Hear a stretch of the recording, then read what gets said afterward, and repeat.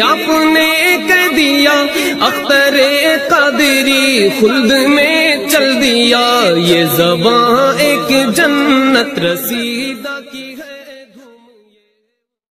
تمام عاشقان رسول صلی اللہ علیہ وسلم کو میرا سلام، امید کرتا ہوں آپ تمام لوگ خیریت و عافیت سے ہوں گے۔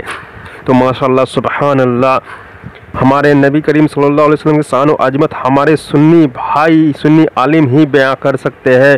الحمدللہ ایک بہت ہی بہترین تقریر لے کر آیا ہوں، چھوٹی سی کلپ ہے مگر سنیں گے تو ایمان بالکل تازہ ہو جائے گا۔ تو آپ لوگ اس تقریر کو سنیں اور ماشاءاللہ سبحان اللہ ضرور لکھیں اور کمنٹ میں ان کے لیے دعا ضرور کریں۔ یہ ہے مولانا احسان رضا قادری صاحب، ان کا ہر تقریر قرآن اور حدیث سے رہتا ہے اور بہت ہی بہترین، بہت ہی اچھے طریقے سے لوگوں کو سمجھاتے ہیں، اور ان کی تقریر دیکھ کر وہابی دیوبندی کو پسینہ نکل جاتا ہے، مگر کیا کرے جب سامنے نہیں آتا ہے۔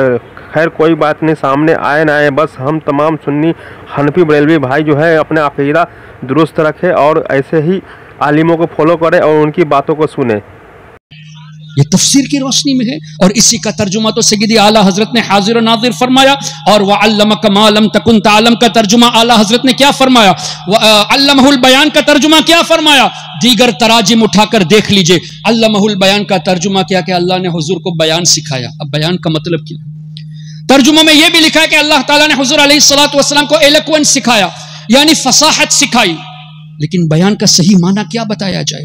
اعلیٰ حضرت نے اس کا ترجمہ فرمایا علمہ البیان، کہ اللہ نے آپ کو ما کان وما یکون کا علم سکھایا، اور یہی بات تفسیر میں موجود ہے، ما کان وما سیکون الی یوم القیامہ۔ ایک تفسیر میں نہیں، کئی تفاسیر میں یہ الفاظ موجود ہے۔ تو امام اہل سنت، مجدد دین و ملت، اعلیٰ حضرت پروانہ شمع رسالت امام شاہ احمد رضا خان رحمۃ اللہ علیہ کا ترجمہ قرآن اور حدیث کی روشنی میں۔ بات چونکہ دیوبندیت کی چل رہی تھی، آپ اٹھا کر دیکھ لیجئے اشرف علی تھانوی کا ترجمہ، اس لیے نہیں کہ ان کو فالو کرنا ہے، نہیں، تحقیق کرنا چاہے تو اشرف علی تھانوی کا ترجمہ، ابو الاعلی مودودی کا ترجمہ، اسی طرح دوسرے دیوبندی نجدیوں کے ترجمہ اٹھا کر دیکھ لیجئے۔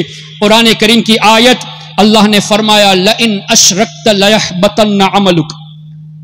ظاہری ترجمہ ان لوگوں نے کر دیا کہ اے نبی اگر آپ شرک کریں گے تو اللہ آپ کے اعمال برباد کر دے گا۔ لئن اشرکت لیحبطن عملک، اگر آپ شرک کریں گے تو آپ کے تمام اعمال برباد کیے جائیں گے۔ یہ نجدیوں نے ترجمہ کیا، دیوبندیوں نے ترجمہ کیا، لیکن اعلیٰ حضرت امام اہل سنت نے ترجمہ فرمایا اے سننے والے، اے میرے نبی کے ذریعے اس بات کو سننے والے، اے سننے والے، تم اگر شرک کرو گے تو تمہارے اعمال برباد کیے جائیں گے۔ حضور سے خطاب نہیں، بظاہر خطاب حضور سے، لیکن پیغام امت کو۔ اس آیت کی ترجمے میں اعلیٰ حضرت نے یہ جو اے سننے والے فرمایا اپنی طرف سے نہیں، بلکہ مفسرون نے فرمایا ایھا السامع، اے سننے والے کے لفظ یہ تفسیر میں موجود ہے۔ اور مفسرون نے یہ بھی فرمایا الخطاب للنبی والمراد به امته، خطاب بظاہر حضور سے ہے لیکن مراد امت ہے، یعنی امت کو یہ پیغام دیا جا رہا ہے۔ حضور تو شرک کر ہی نہیں سکتے، کیوں؟ وہ تو شرک کو مٹانے تشریف لائے۔ کیا ہمارے آقا صلی اللہ علیہ وسلم نے اس طرح ارشاد نہیں فرمایا بخاری شریف میں، انا محمد، میں محمد ہوں جس کی سب سے زیادہ تعریف کی جائے، وَأَنَا أَحْمَدُ، میں احمد جو اللہ کی سب سے زیادہ تعریف کرنے والا، أَنَا الْمَاحِي الَّذِي يَمْحُ اللَّهُ بِيَ الْكُفْرِ، میں مٹانے والا ہوں، اللہ میرے ذریعے کفر کو مٹاتا ہے۔ تو جب حضور کے ذریعے کفر مٹ جاتا ہے، کیا حضور شرک کر سکتے ہیں؟ اللہ اکبر۔ تو ان دیوبندیوں نے ایسی شرارتیں کی۔ ایک اور شرارت ان دیوبندیوں نے کی ہے، قرآن کریم میں سورہ بقرہ میں غالباً 121 نمبر آیت اور 140 یا 42 میں بھی دو جگہ پہ اس طرح کے الفاظ، وَلَئِنِ اتَّبَعْتَ أَهْوَاءَهُم مِّن بَعْدِ مَا جَاءَكَ مِنَ الْعِلْمِ مَا لَكَ مِنَ اللَّهِ مِن وَلِيٍّ وَلَا نَصِيرٍ، جس کا مفہوم یہ کہ اے نبی جو یہ ترجمہ کرتے، اگر آپ یہودیوں کی اور نصرانیوں کی پیروی کریں گے تو اللہ آپ کی مدد نہیں فرمائے گا۔ اے نبی اگر آپ یہودی اور نصرانی کی پیروی کرو گے اللہ آپ کی مدد نہیں کرے گا۔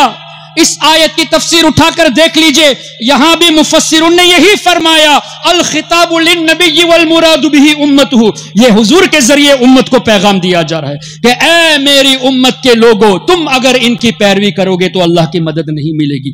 حضور پر تو اللہ کی مدد ہے ہی، واللہ یعصمک من الناس، اللہ نے خود فرمایا کہ ہم آپ کی حفاظت کریں گے لوگوں سے۔ تو حضور علیہ الصلوۃ والسلام کیسے یہودیوں کی اور نصرانیوں کی پیروی کر سکتے ہیں؟ اعلیٰ حضرت نے اس آیت کے ترجمے میں انہی مفسرون کے اقوال کو پیش نظر رکھتے ہوئے فرمایا، اے سننے والے، اگر تم یہودی اور نصرانیوں کی پیروی کرو گے تو اللہ تعالیٰ تمہارا حامی نہیں ہوگا، تمہیں مدد نہیں ملے گی۔ اس طرح ان نجدیوں نے، ان دیوبندیوں نے ہمارے آقا صلی اللہ علیہ وسلم کے تعلق سے ایسی باتیں کر دی، اللہ اکبر، جو صراحتاً قرآن کریم کے بھی خلاف ہے اور احادیث طیبہ کے بھی خلاف۔